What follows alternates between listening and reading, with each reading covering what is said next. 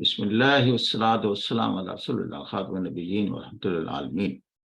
چنگیز خان اس دور میں نیزہ اور گھوڑے سے آگے جایا جاتا تھا، وہ گیا کہاں منگولیا کہاں ٹرکی، سارے کا سارا درمیان کا علاقے پر قابض ہو گیا۔ Very Genghis Khan and his ideology. ہمیں کہتا ہے نا دنیا کے حقائق کیا ہیں، دنیا کی ٹریجیکٹری کیا ہے، کہاں ہے چنگیز خان کی آئیڈیالوجی؟ منگولیا کا کوئی مقام ہے دنیا میں؟ وہ تاریخ کا حصہ بنا ختم ہو گیا۔ اگر وہ فیوچر میں جینا چاہتا تو اپنی تہذیب کی بنیاد گھوڑے اور نیزے پر نہ رکھتا، اپنی تہذیب کی بنیاد علم، دانش، حکمت پر رکھتا، ڈیموکریسی پر رکھتا، انٹلیکچولیزم کی بنیاد پر دنیا پر رول کرتا، نالج کی بنیاد پر رول کرتا، ہیومینٹی کی ویلیوز کی بنیاد پر اٹھتا اور رول کرتا۔ جو بھی دنیا میں قوم پرو ہیومن نہیں ہوتی، اس وقت تک چل رہا ہے کہ جی ویلفیئر اسٹیٹ۔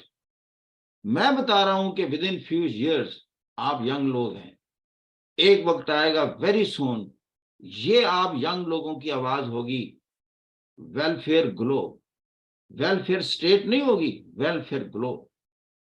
آپ پرو ہیومن ہوں گے، ہیومینٹی کے خلاف کوئی ظلم اور زیادتی نہیں ہونی چاہیے، دنیا میں عزت و احترام انسان کو ملنی چاہیے، بینگ انسان۔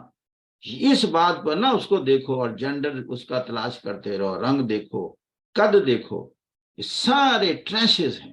اس کے اندر جو جذبات ہیں جس کو انسان کہتے ہیں وہ سب ایک ہے، جیسے کہتے ہیں نا خون کا رنگ ایک ہے، کالا بندہ ہو، سفید ہو، براؤن ریس سے تعلق ہو، افریقہ کا ہو، لیٹن امریکہ، ایشیا کا ہو، خون کا رنگ ایک ہے، اس خون کے رنگ کی عزت ہوگی۔ ہاں، جنگ کس کے خلاف ہوگی؟ کرمینل کے خلاف۔ اور کرمینل کون کاؤنٹ ہوگا؟ جو ہیومینٹی کے خلاف ہوگا۔ دنیا نے یہاں جانا ہے۔ یہ ویلفیئر اسٹیٹ تو پہلا ہے، یہ تو اب ماضی کی باتیں ہیں کہ ان دا نیم آف نیشنل انٹرسٹ ہر چیز جائز ہے۔ اس سے تو دنیا میں جنگیں ہوئی، استحصال ہوئے، ظلم ہوئے دوسری اقوام پر، لیکن اب نہیں ہوں گے۔ اس لیے کہ جو نوجوان ہے، جس میں انٹلیکٹ آیا ہے، جس کی اب تربیت ہو رہی ہے، وہ پرو ہیومینٹی کی تربیت ہو رہی ہے کہ انسان کو آزاد کرو، اور دنیا میں عزت جو ملے وہ صرف پروفیشنلزم، سکلز کو ملے۔ یہ پروفیشنلزم اور سکلز کسے کہتے ہیں؟ جس سے دنیا کے مسائل حل ہو رہے ہوں۔ وہ پروفیشنلزم نہیں ہے جو دنیا میں مسائل پیدا کرے۔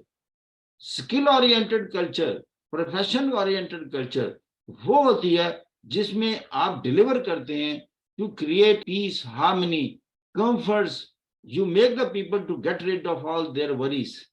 یہ بالکل ایسے ہے کہ جیسے کورونا نے دنیا کو آگ دبوچا، تو دنیا کا سب سے بہترین شخص وہ تھا جس نے ویکسین کے لیے کوشش کی۔ جیسے میں سویلائزیشن کی تعریف تو یہی کرتا ہوں کہ سویلائزڈ شخص وہ ہے جو اپنی ذات سے بیونڈ سوچتا ہے۔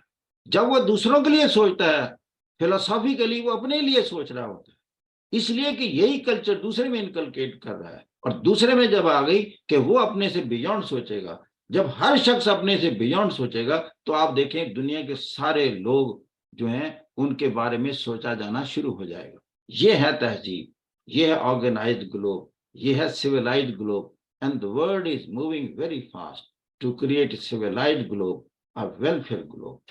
اس کے بعد پھر جنگیں ختم ہو جاتی ہیں، اس کے بعد ایک ہی کمپٹیشن ہوتا ہے، who is more skilled and professional to bring peace at the global level, to bring development at the global level, to create welfare at the global level, to take care of the weaker segments at the global level۔